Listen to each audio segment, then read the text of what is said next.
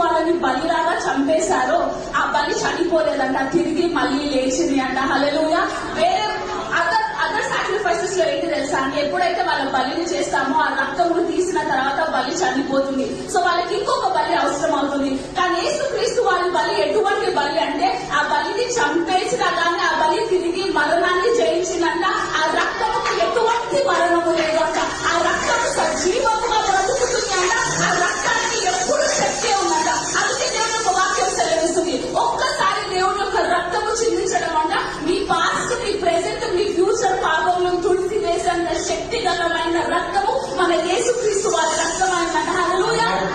దేవుడు మీతో ఏమని నిబంధన చేస్తున్నాడంటే, నేను మీతో గొర్రెల రక్తంతో నేను మీకు నిబంధన చేయట్లేదు, కానీ నేను ఎటువంటి రక్తముతో మీకు నిబంధన చేస్తున్నాను అంటే అన్ని శక్తులు ఉన్న యేసుక్రీస్తు వారి రక్తముతో మీకు నిబంధన